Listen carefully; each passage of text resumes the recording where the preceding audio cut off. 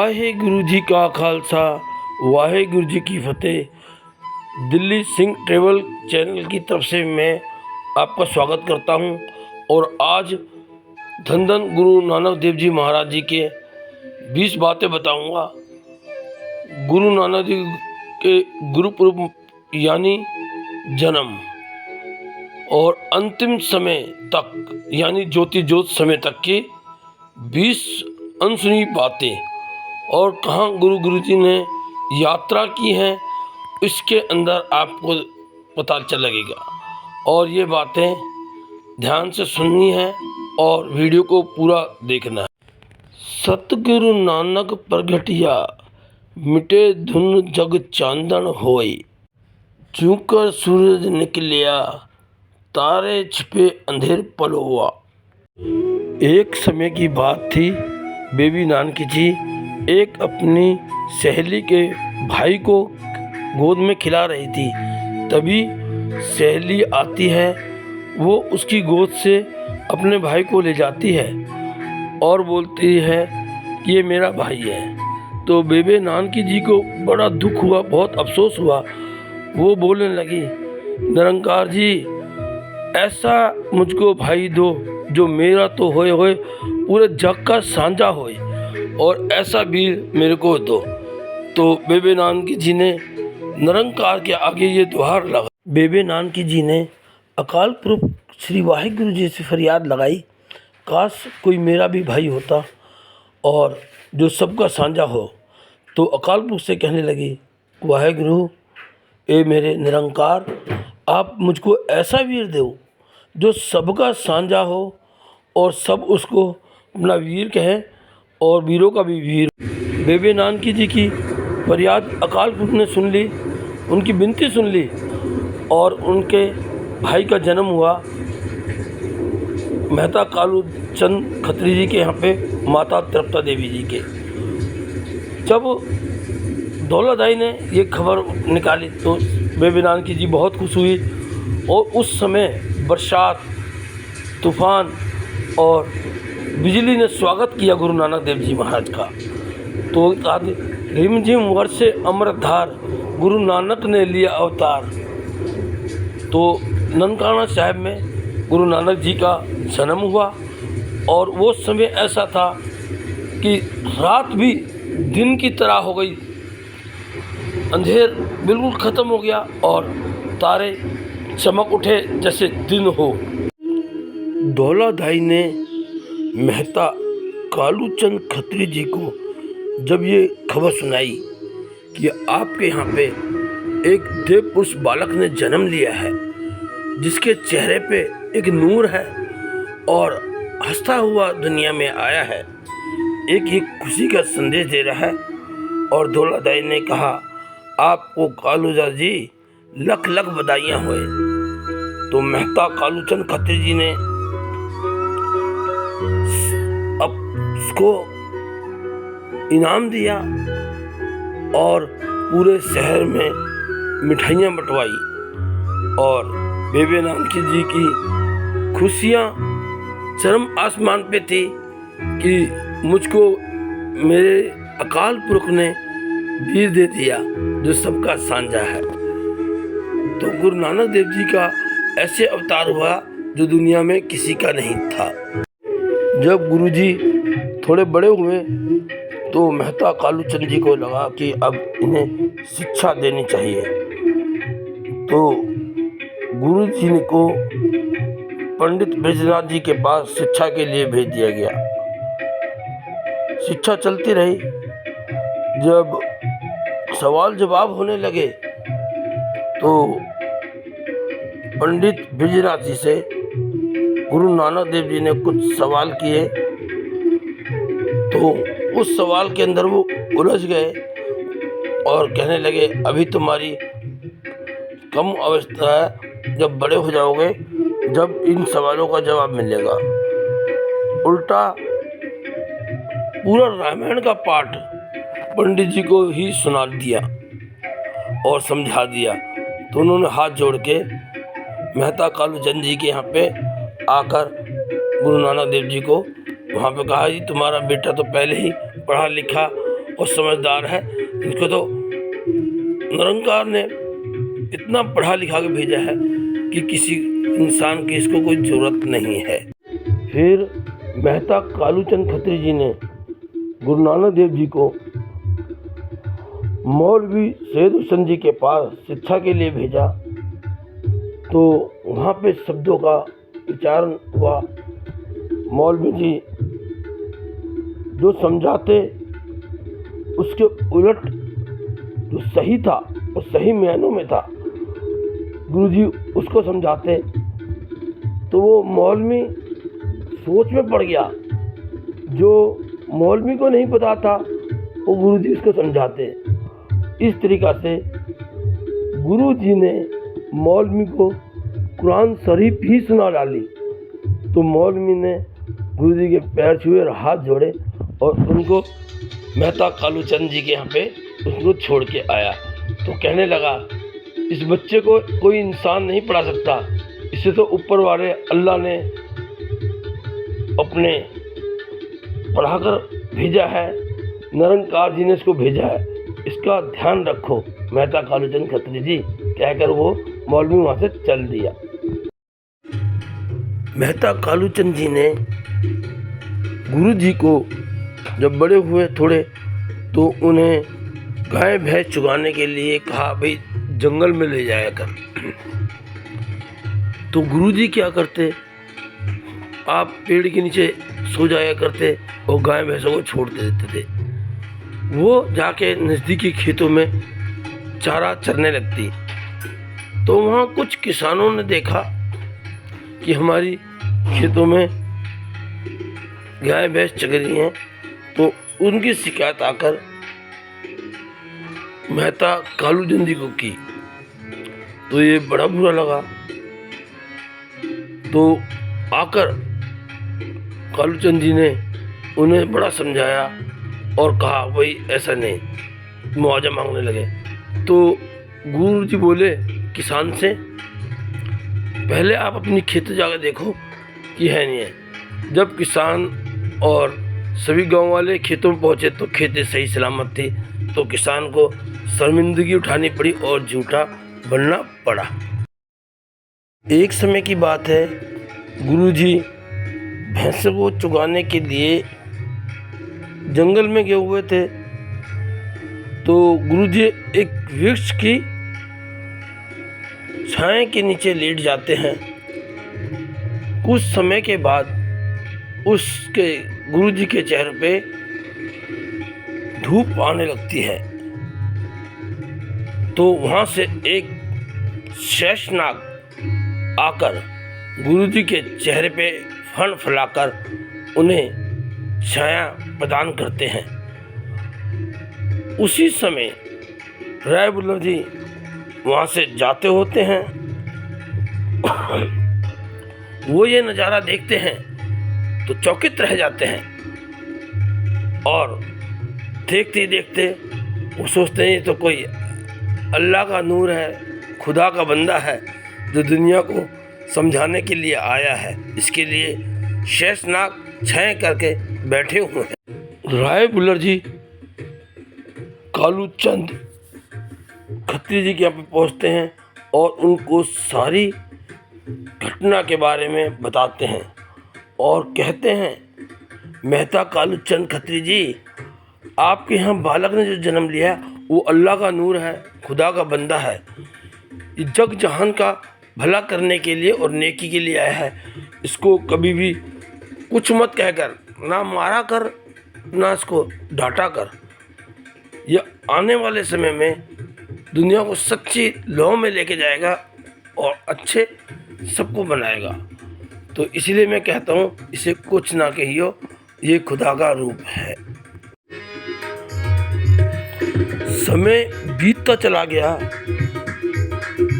धन धन श्री गुरु नानक देव जी की प्यारी बहन बेबी नानकी जी की जब शादी हुई सुल्तानपुर लोधी के रहने वाले जयराम जी के साथ, और जब वो विदा हो गई, सुल्तानपुर लोधी चले गए, तो गुरुजी बहुत उदास रहने लगे और उनको लगा कि अब मेरे यहाँ कोई नहीं है। तो गुरुजी ने सोचा, समय बीतता चला गया, समय कभी रुकता नहीं है, समय हमेशा आगे जाता है। तो धन धन बाबा नानक देव जी रबाबी मर्दाना जी के गांव पहुंचते हैं। मर्दाना जी का जन्म का नाम दाना जी था और उसको माता पिता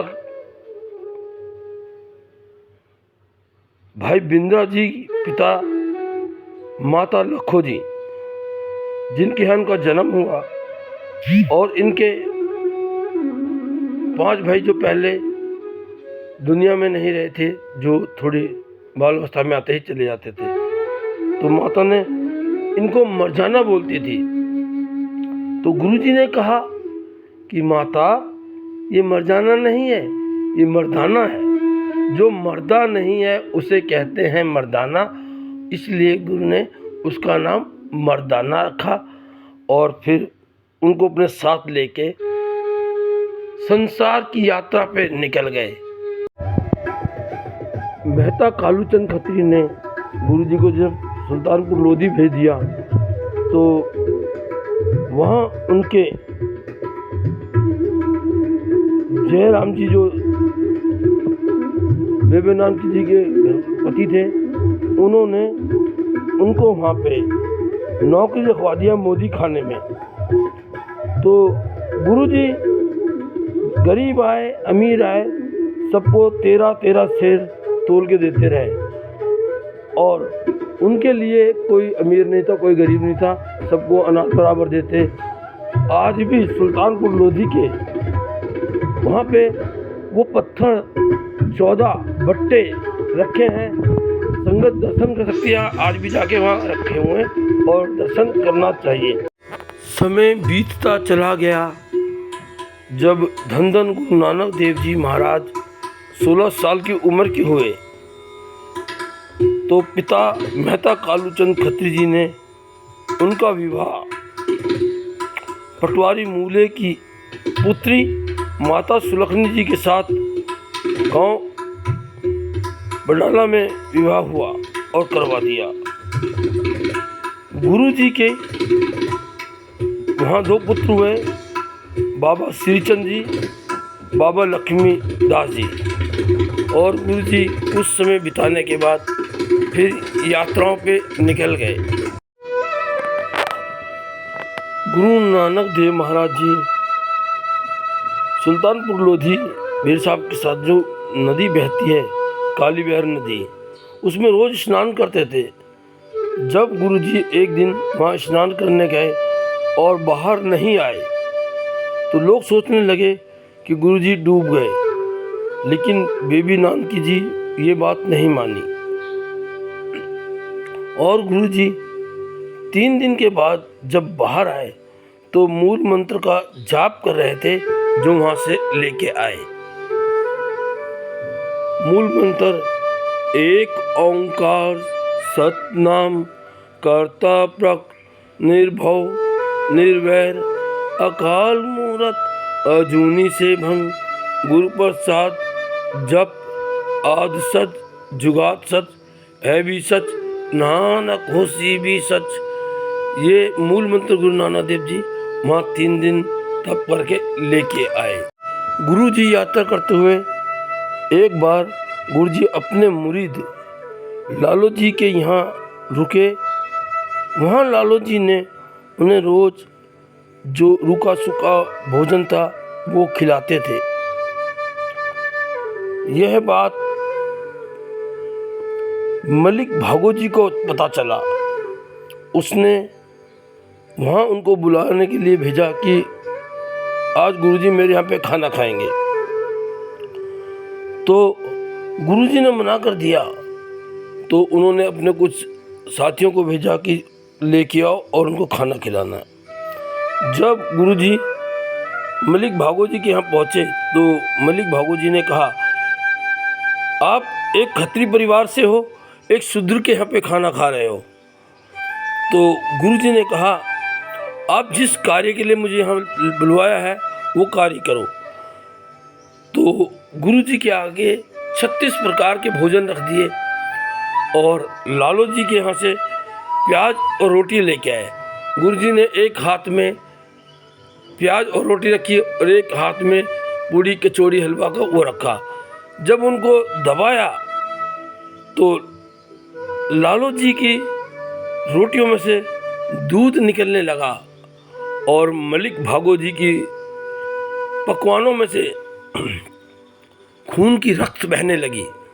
तो गुरुजी ने कहा, ये हलाल की कमाई के दूध है, हराम की कमाई में खून है, तो इसीलिए कि किसी का खून नहीं बहाना चाहिए और हलाल की कमाई करनी चाहिए। ये गुरुजी कह के फिर आगे चल दिए। इस समय की बात है, गुरुजी यात्रा करते हुए हरिद्वार पहुंचते हैं।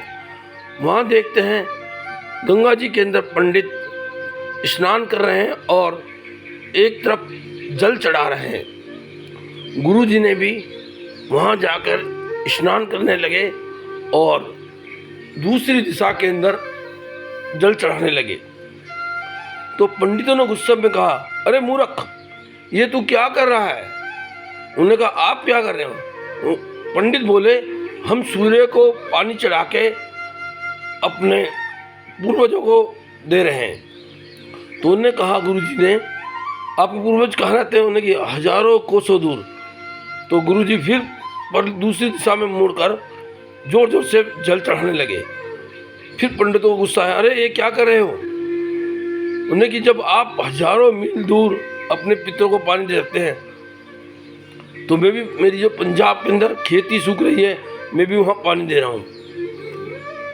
तो ये देखकर पंडित क्रोधित हुए और उनको गुरुजी ने ज्ञान दिया, जब इतनी दूर आप सूर्य को जल चढ़ा सकते हो तो मैं भी अपने खेतों में पानी दे सकता हूँ।